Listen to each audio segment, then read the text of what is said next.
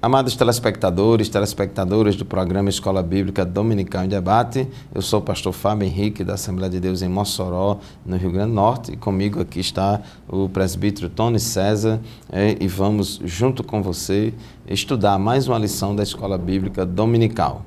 Hoje vamos estudar a lição de número 11 deste trimestre, que estamos estudando sobre o tabernáculo. A lição de hoje tem como título O Sacerdócio de Cristo e o Levítico. O texto áureo da nossa lição se encontra em Hebreus, capítulo 7, versículo 26, que diz assim: Porque nos convinha tal sumo sacerdote, santo, inocente, imaculado, separado dos pecadores e feito mais sublime do que os céus. E a verdade prática declara o seguinte: nosso grande e único sacerdote é Jesus Cristo. Ele intercede eficazmente em nosso favor diante do Pai. Muito bem, meus queridos telespectadores, convidamos vocês a continuar conosco. Nós vamos, a partir de agora, começar o comentário da nossa lição. Fique conosco.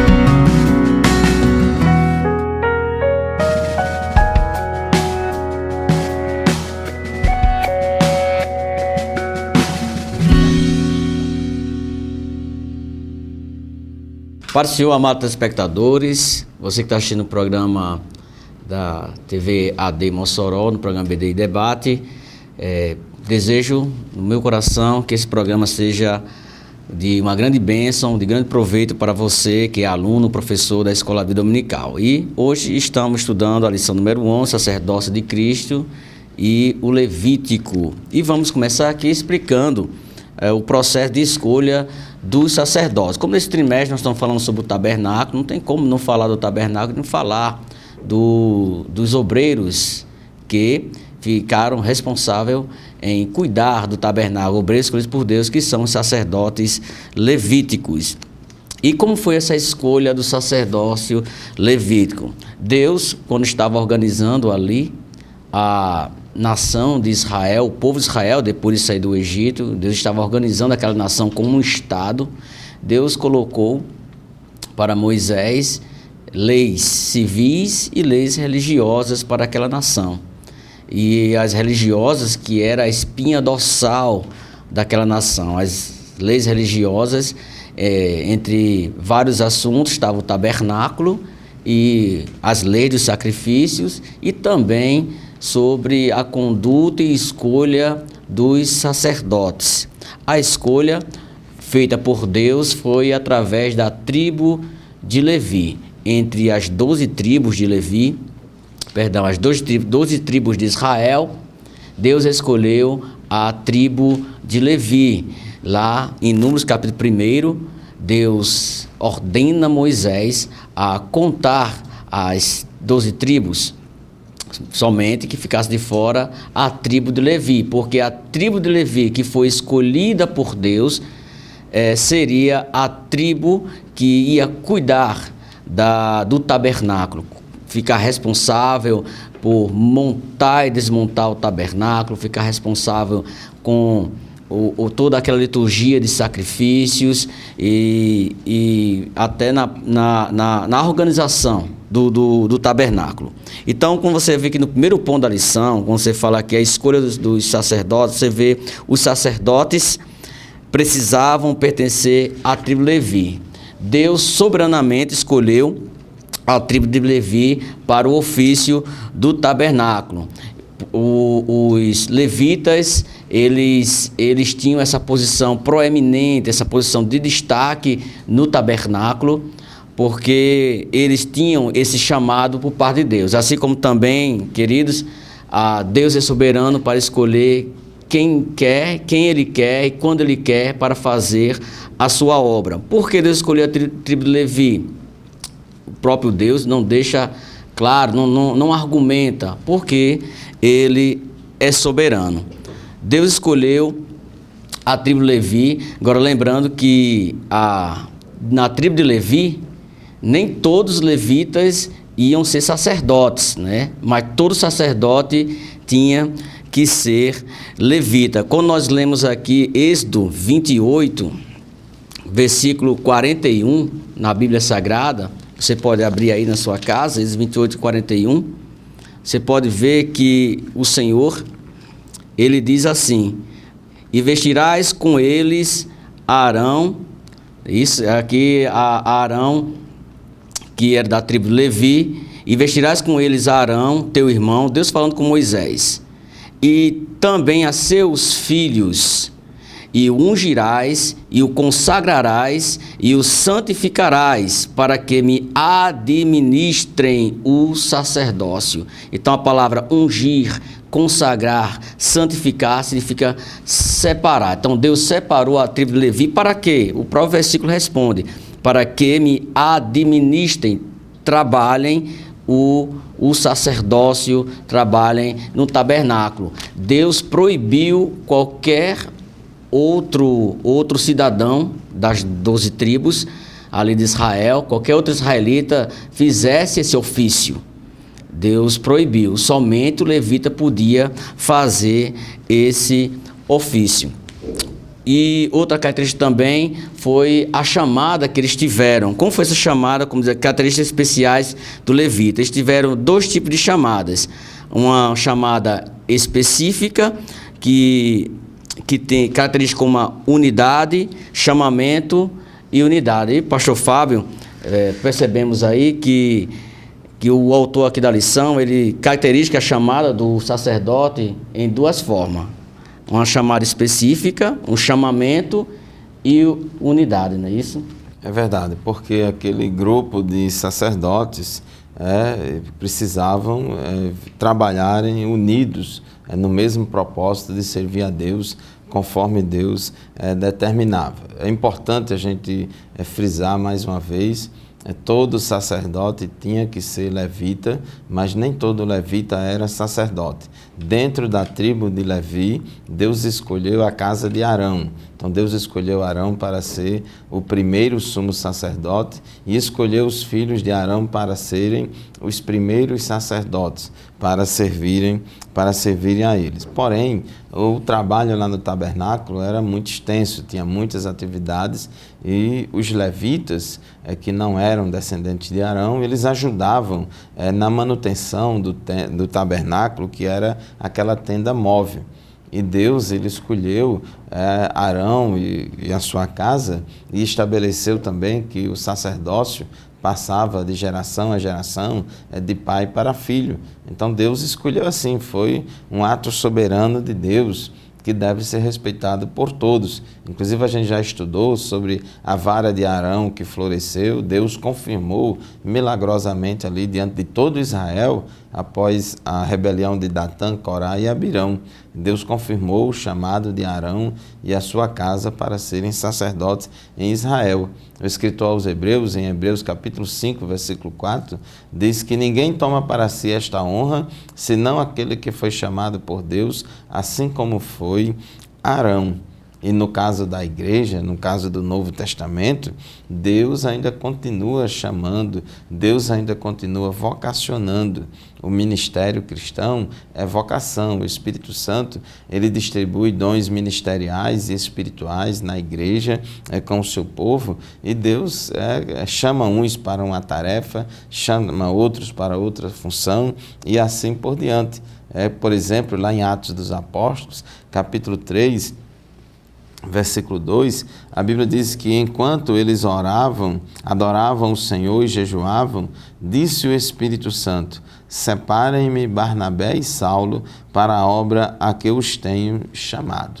Então existia todo um corpo de obreiros trabalhando ali na igreja, mas Deus separou, através do Espírito Santo, Barnabé e Saulo para a obra missionária transcultural, para ali eles fazerem a obra de Deus. Então Deus escolhe, Deus vocaciona, e assim como os levitas foram chamados para servir no tabernáculo, assim como era exigido dos levitas unidade na realização do trabalho, também Deus exige de nós. Jesus, no capítulo 17 do Evangelho de João, ele estava orando pelos seus discípulos, e na sua oração chamada de oração sacerdotal, ele também orou pela unidade daqueles que trabalham na obra do Senhor, a unidade da sua igreja. Então diz João capítulo 17, versículos 20 e 21. Minha oração não é apenas por eles, rogo também por aqueles que crerão em mim por meio da mensagem deles, para que todos sejam um. Pai, como tu estás em mim e eu em ti, que eles também sejam em nós, para que o mundo creia que tu me enviaste. Então, Jesus fez esta oração a Deus, dizendo, para que todos sejam um. Uma casa dividida contra si mesma, ela nunca prosperará. Então, aqueles que servem a Deus, aqueles que trabalham na obra do Senhor, além de serem vocacionados por Deus, eles devem trabalhar em união, eles devem trabalhar todos falando a mesma linguagem. Outra coisa importante é para aqueles que são vocacionados para trabalharem na obra de Deus é a questão de honrar o chamado, honrar a vocação. Assim como a gente vê no Antigo Testamento que sacerdotes não honraram o seu ministério e foram punidos por Deus, como, por exemplo, os filhos de Eli, o próprio Eli também, porque foi negligente em disciplinar seus filhos e Deus o castigou, os filhos dele também Deus os castigou. Então, nós que trabalhamos na igreja, que trabalhamos na obra do Senhor, também devemos honrar a chamada de Deus. Não é só com vocação que nós vamos fazer a obra de Deus. A vocação é importante, é uma condição sine qua non para a gente exercer o ministério cristão, e Deus vocaciona. Deus deu dons e talentos a todos os crentes.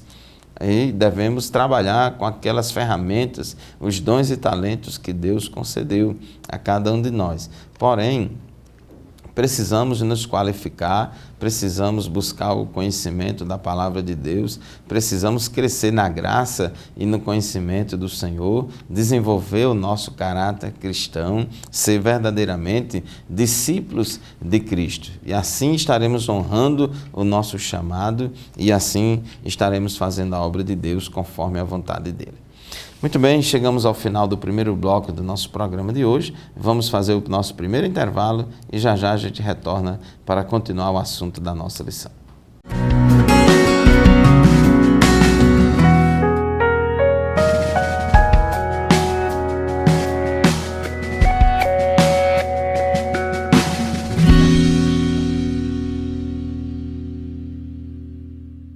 Voltamos com o programa EBD em debate. Estamos estudando a lição de número 11, sacerdócio de Cristo e o sacerdócio levítico. No primeiro bloco, nós falamos aqui que na antiga aliança, no Antigo Testamento, o sacerdócio tinha que ser da tribo de Levi. Aqueles obreiros que iam tomar de conta, cuidar, isso, fazer a manutenção do tabernáculo, tinha que ser da tribo de Levi. Nenhum outro israelita de outra tribo podia fazer. A gente pode ver lá em Números capítulo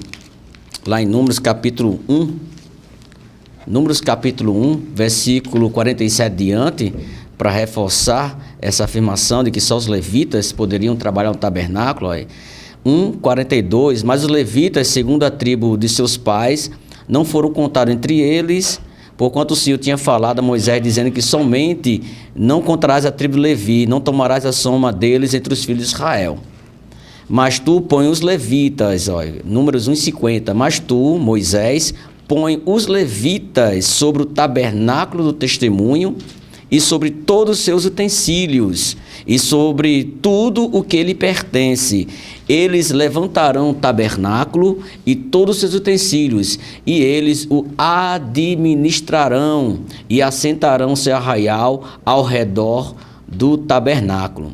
E no versículo 51, Deus deixa bem claro a Moisés que nenhum outro israelita poderia fazer esse ofício, e quem tivesse a audácia de fazer esse ofício no lugar do sacerdote levita, seria morto. O estranho que se chegar morrerá. O estranho que quiser tomar a parte desta obra, que não for levita, morreria. No versículo 53, Números 1:53, Deus falando a Moisés diz que pelo que os levitas terão cuidado de guardar o tabernáculo do testemunho. Falamos no primeiro bloco que Deus escolheu a tribo levita, a tribo de Levi, perante a sua soberania, como até hoje o Senhor faz. Deus é soberano para escolher quem Ele quer, quando Ele quer, para a sua obra. No segundo tópico da lição, quando fala características especiais de levitas, o autor fala de chamamento e unidade. Chamamento já falamos aqui, que Deus é quem escolhe, Deus é quem dá o talento para o obreiro, para a obreira, e a unidade. Achei interessante isso aqui da unidade, porque todo o sacerdote, sumo sacerdote, o levita, eles que trabalhavam no tabernáculo, eles primeiro, ser chamados pelo Senhor, e segundo, ter unidade. Unidade de quê? Unidade no mesmo falar, no mesmo comportamento, unidade nas vestes, vamos falar daqui a pouco sobre as vestes do sacerdote, e também unidade teológica. Eles tinham que ensinar a lei. Os sacerdotes, o sacerdote ou o sumo sacerdote, eles tinham que ensinar a lei, eles tinham que fazer a manutenção do tabernáculo, eles tinham que organizar os sacrifícios, os vários sacrifícios que aconteciam ali no tabernáculo. Eles também julgavam algumas causas civis, e também eles ensinavam a lei do Senhor, os sacerdotes. Então eles tinham que ter a mesma linguagem teológica ali no tabernáculo com o povo. A gente vê alguns sacerdotes, aqueles que não se propuseram a cumprir essa ordem divina, de ter a mesma linguagem, o mesmo comportamento e a mesma unidade teológica. Vemos que Nadab e Abiú, que são os filhos de Arão, os filhos mais velhos de Arão, está lá em Levítico capítulo 10, versículo 1, quando eles chegaram a oferecer o fogo estranho ao Senhor. Aqui nós vemos que apenas por ser sacerdote, isso não dá a garantia de santidade completa e não dá a garantia da aprovação total de Deus. Não, os sacerdotes eram homens comuns, como eu e você, homens pecadores, que também necessitavam da graça de Deus, da misericórdia de Deus, e também ofereciam sacrifícios pelos seus pecados. Então Nadab e Abiú ofereceram fogo estranho e foram instantaneamente mortos, como você sabe da história. Davi também se precipitou quando foi buscar a Arca da Aliança na casa de Abinadab, e ele trouxe a Arca da Aliança. Ele quis trazer a Arca da Aliança em carros de boi, enquanto o Senhor ordenou que só quem podia tocar nos utensílios do tabernáculo e no tabernáculo eram os sacerdotes. Então ali você sabe que um dos filhos de Abinadab, Uzá, tocou na arca. Houve ali um contratempo onde a carroça que estava levando a arca quis virar, e Uzá, ele foi segurar a arca, e na mesma hora o Senhor tirou a sua vida. Por quê? Uzá não era levita, Uzá não era sacerdote levita para tocar na Arca da Aliança. Então, Nadab e Abiú, eles cometeram esse erro teológico, Davi também. Então, você pode ler que Davi leu a lei do Senhor e os levitas foram buscar a Arca da Aliança. Então, esse é o método de Deus, queridos, na obra do Senhor. Ele que escolhe, Ele que separa os obreiros para servir a obra do Senhor. Pastor Fábio. É verdade, professor Tony. Aqueles que são chamados por Deus, aqueles que são vocacionados pelo Senhor, gozam de um grande privilégio, mas também de uma grande responsabilidade.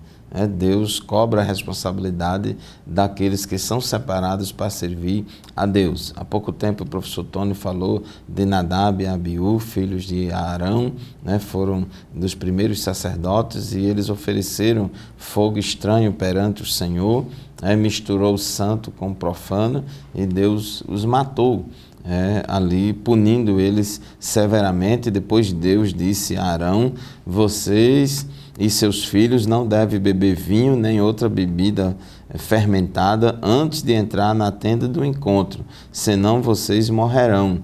É um decreto perpétuo para as suas gerações. Vocês têm que fazer separação entre o santo e o profano, entre o puro e o impuro, e ensinar aos israelitas todos os decretos que o Senhor lhes deu por meio de Moisés. Então, os sacerdotes têm uma responsabilidade muito grande. Tem que ser pessoas de discernimento, que saibam separar o santo do profano, separar a luz de trevas, aquilo que Deus se agrada, aquilo que Deus não se agrada, e ensinar o povo, ensinar a direção, o sentido em que eles devem andar, né, e devem ter vida exemplar, porque junto com toda a função que ele desempenhava, com toda a honra, mas também vinha a responsabilidade.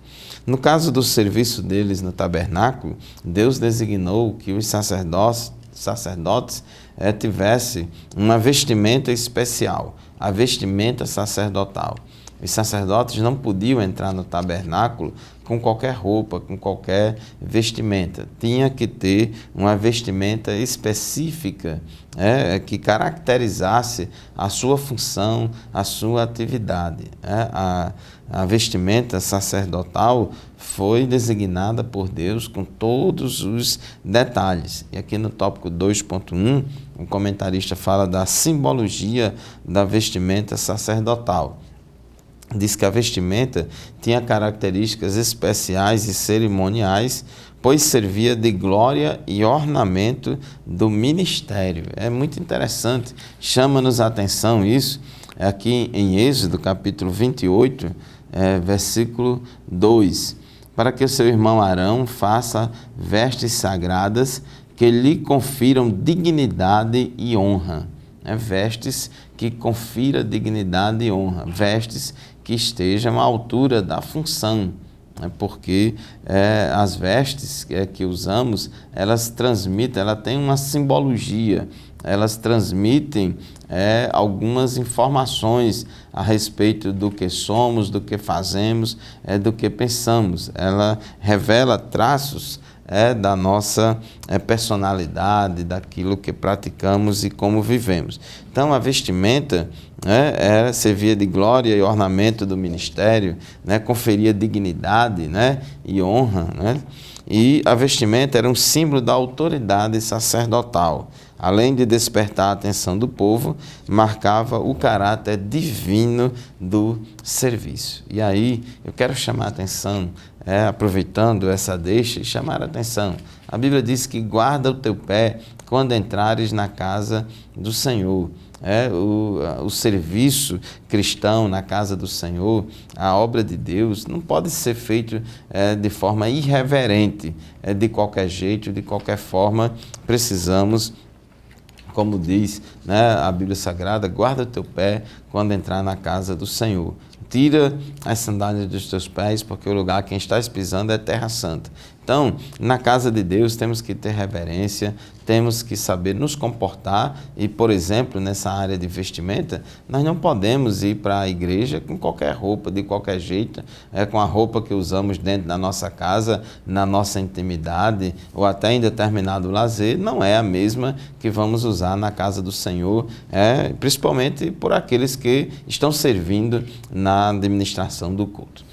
Muito bem, chegamos ao final do segundo bloco do nosso programa de hoje. Vamos fazer mais um intervalo rápido e já já a gente retorna para continuar o estudo da nossa lição aqui no tópico 2, falando sobre a vestimenta sacerdotal para o serviço. Continue conosco.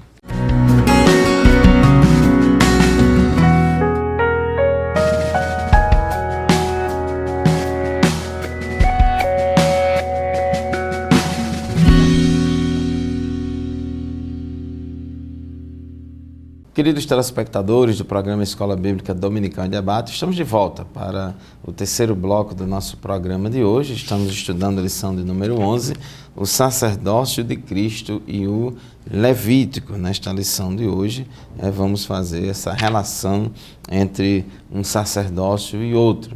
No final do bloco anterior, estávamos falando sobre as vestes sacerdotais que tinham que ser vestes diferentes, apropriadas e que representasse também a dignidade da função, Tópico 2.1, a túnica chamada éfode. Aqui no livro de Êxodo, capítulo 28, capítulo 28 de Êxodo, Deus fala das vestes sacerdotais.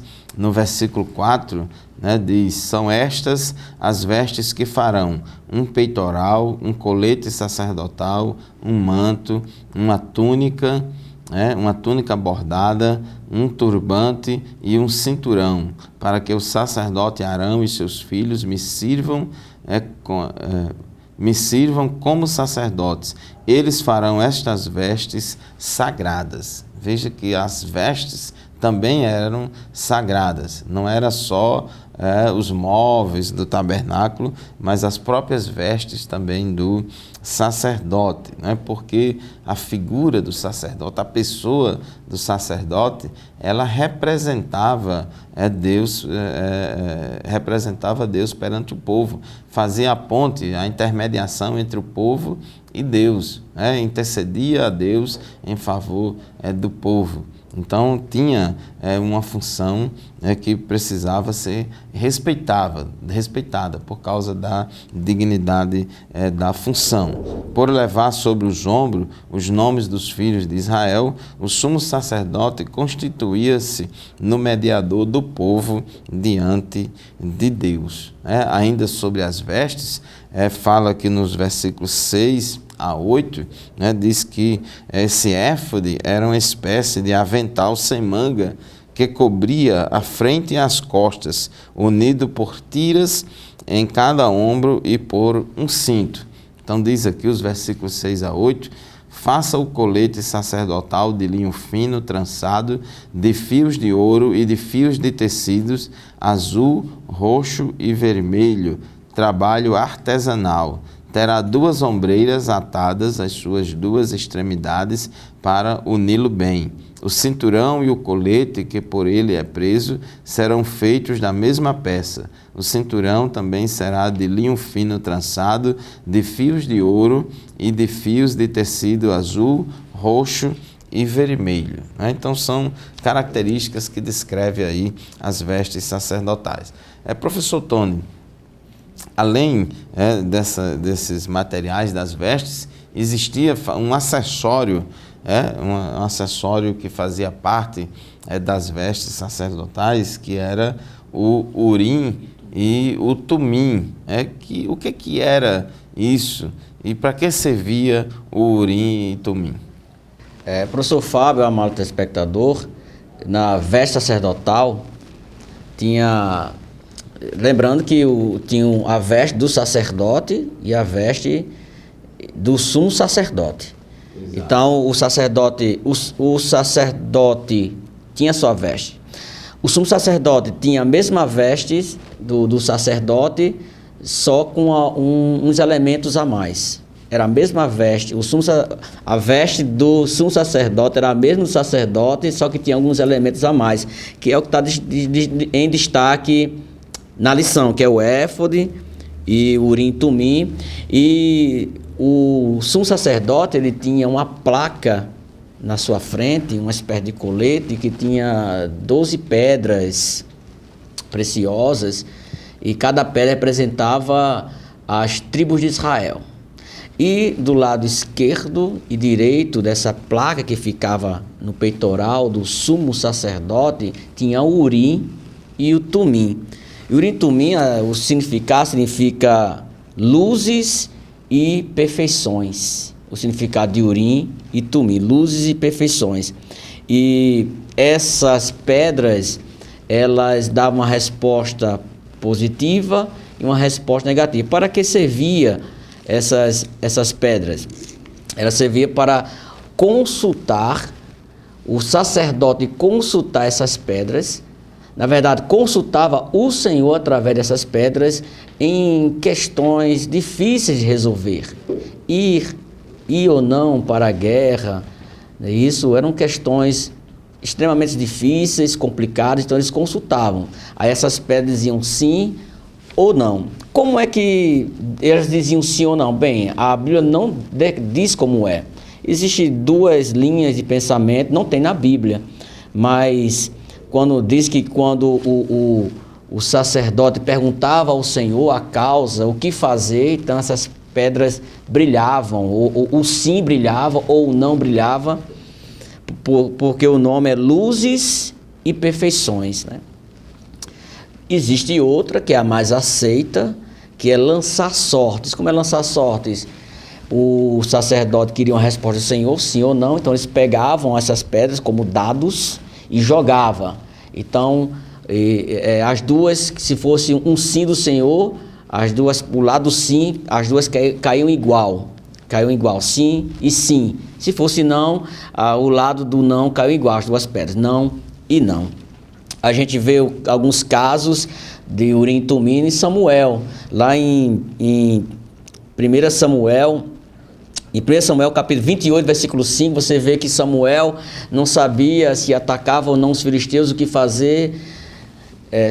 Saul queria saber se ia guerrear ou não contra os filisteus. Samuel, o profeta, já estava morto, e ele diz ali que o Senhor não falava mais com ele, nem em sonho e nem através do Urim e Tumim. Então tem outras passagens na Bíblia sobre o Urim e Tumim.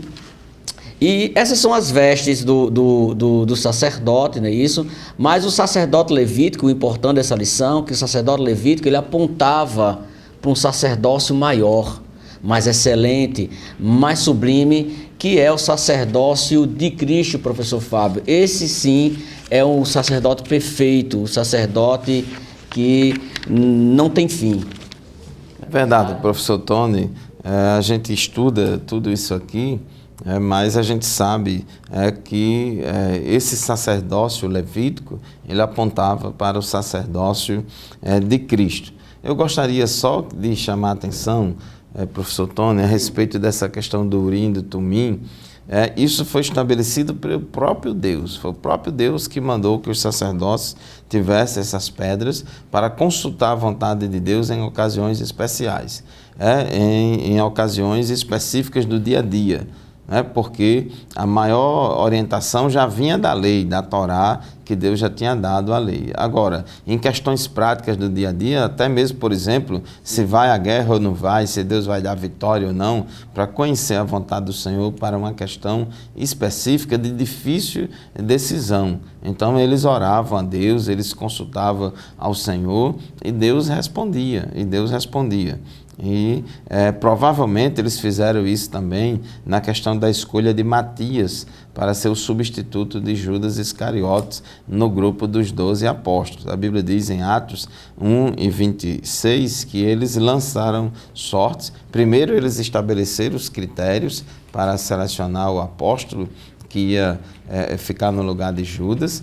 Então, critérios muito importantes, e depois que selecionou, adotou esses critérios, 2 pessoas foram selecionadas, e dentre elas 2, eles oravam ao Senhor e fizeram aquela prova com Deus, aquele que fosse da vontade de Deus ia cair a sorte para ele. Então, eram objetos para consultar a vontade do Senhor.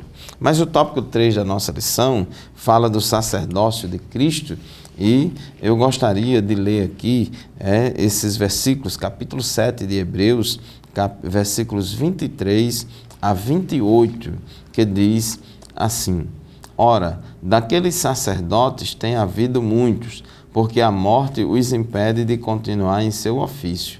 Mas, visto que vive para sempre, Jesus tem um sacerdócio permanente.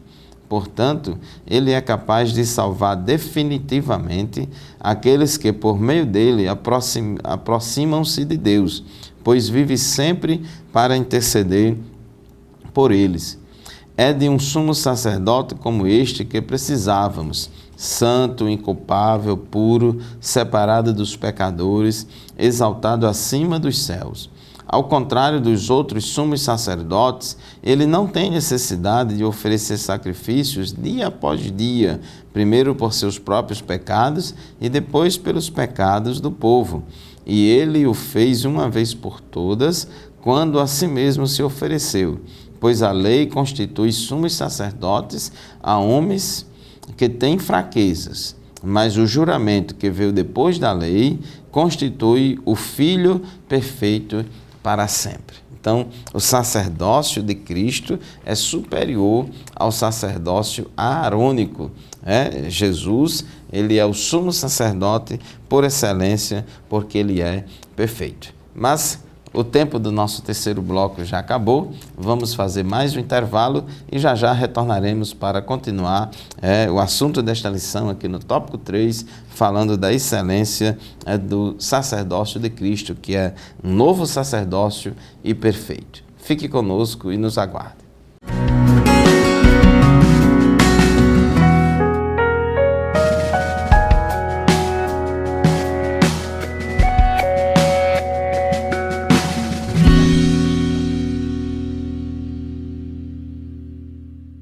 Voltamos no programa EBD Debate, o último bloco, onde estamos estudando a lição número 1, sacerdócio de Cristo, sacerdócio levítico, onde começamos falando sobre a chamada da tribo de Levi para esse ofício importante, especial, que era tomar de conta do tabernáculo. Depois falamos sobre as vestes dos sacerdotes e agora estamos comparando ao sacerdócio levítico com o sacerdócio de Cristo. Esse último, o melhor, o mais excelente, o perfeito. O sacerdote levítico, ele é passageiro. Os sacerdotes tinham que fazer sacrifícios pelos seus pecados. Os sacerdotes eram falhos.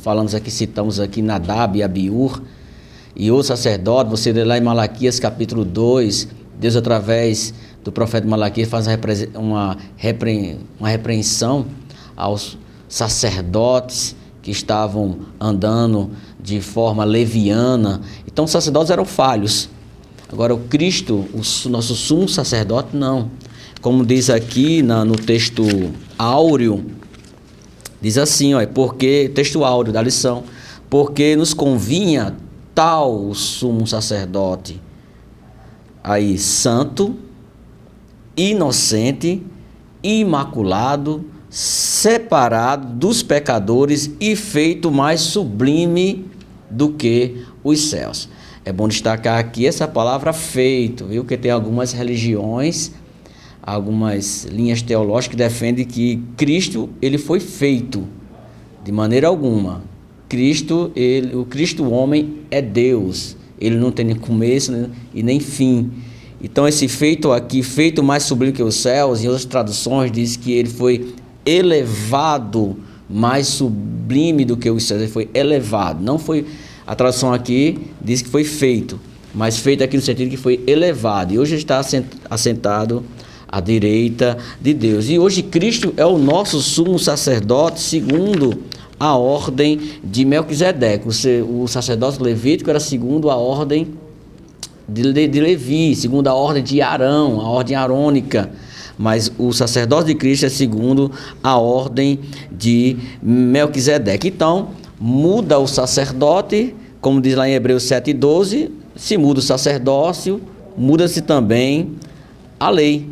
Então, com Cristo como sacerdote, Cristo sendo a oferta e o ofertante ao mesmo tempo, né? Isso muda-se a lei. Nós não precisamos mais de tabernáculos, nós não precisamos mais de utensílios, nós não precisamos mais da complexidade dos sacrifícios que haviam, não precisamos de arca da aliança, de mais nada, não precisamos disso, porque tudo já apontava, era a sombra das coisas futuras, já apontava para Cristo. E muda-se a lei, nós não seguimos mais a lei, a antiga aliança, seguimos agora a nova aliança. Por isso Jesus, quando você lê lá em Mateus capítulo 5, versículo 6, capítulo 5, capítulo 6 e capítulo 7, no Sermão da Montanha, conhecido lá em Mateus 5, 6, 7, você vê que Jesus fala muito assim, eu porém vos digo, ele sempre fala assim, porque estava trazendo as boas novas, o evangelho dessa nova aliança. Então o sacerdócio levítico, ele era imperfeito. O próprio escritor de Hebreus, ele diz que nem sangue de bode, de ovelhas, de vaca pode perdoar pecados de ninguém, mas o sangue de Cristo, ele foi suficiente. Os sacrifícios, o culto, as ofertas, a liturgia dos serviços eram apenas sombra do verdadeiro sacerdócio e ofício de Cristo. O sacerdócio do Filho de Deus, Jesus Cristo, veio segundo a ordem de Melquisedeque, como já falei, e não segundo a ordem de Arão. Jesus Cristo foi capaz de reconciliar, ele foi o único capaz de reconciliar o homem com Deus, por meio do seu sangue, do seu sacrifício ali na cruz do Calvário, abrindo caminho para uma comunhão verdadeira com o Pai. O Evangelho da Nova Aliança chegou entre nós. Aqui também destacamos também que Jesus Cristo, ele, além de foi a ofertante, por isso João Batista disse: eis o Cordeiro de Deus que tira o pecado do mundo. Lá no início do ministério de Jesus Cristo.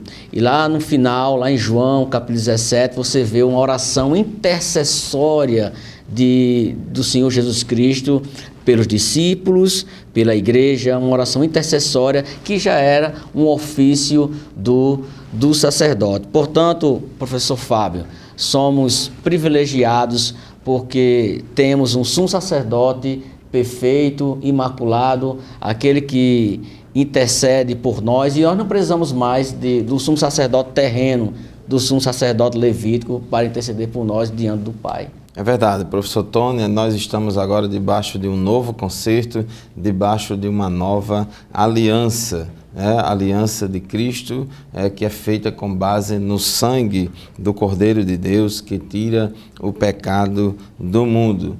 Jesus, ele tanto foi o sacrifício como o sumo sacerdote. O sacerdócio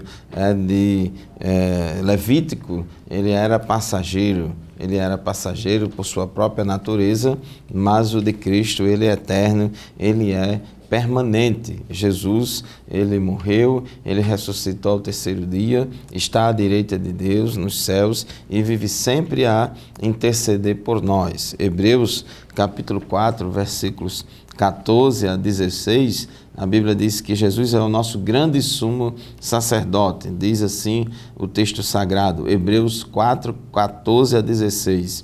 Portanto, visto que temos um grande sumo sacerdote que adentrou os céus, Jesus, o Filho de Deus, apeguemo-nos com toda a firmeza à fé que professamos, pois não temos um sumo sacerdote que não possa compadecer-se das nossas fraquezas, mas sim alguém que, como nós, passou por todo tipo de tentação, porém sem pecado. Assim, aproximemo-nos do trono da graça com toda a confiança, a fim de recebermos misericórdia e encontrarmos graça que nos ajude no momento da necessidade. Então, o nosso sumo sacerdote, Jesus, ele é um grande sumo sacerdote e ele conhece a nossa estrutura, ele conhece a natureza humana. Jesus, ele se encarnou, ele se fez carne, habitou entre nós, ele também viveu como um homem aqui na terra. Ele viveu como homem. Então, meu querido irmão, minha querida irmã, é muito confortador sabermos, que temos este sacerdote.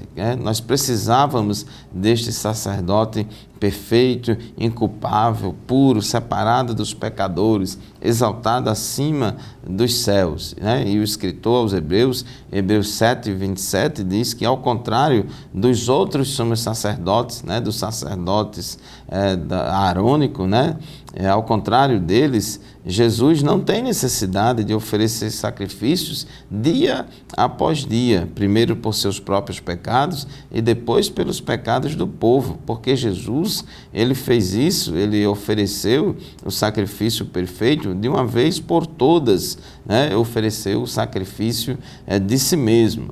A Bíblia diz que Cristo, que é a nossa Páscoa, foi sacrificado por nós. Ainda comparando o sacerdócio da antiga aliança com o sacerdócio de Cristo, diz que a lei constitui, a lei levítica, o Antigo Testamento, diz que a lei constitui sumos sacerdotes a homens que têm fraquezas, mas o juramento que veio depois da lei constitui o Filho perfeito para sempre. Então, daí a diferença, né, do sacerdócio de Cristo para o sacerdócio da antiga aliança. Jesus, como diz o tópico 3.3, ele é o mediador de uma nova aliança. Hebreus 8:6 diz que agora, porém, o mistério que Jesus recebeu, o ministério que Jesus recebeu é superior ao deles. Assim como também a aliança da qual ele é mediador é superior à antiga,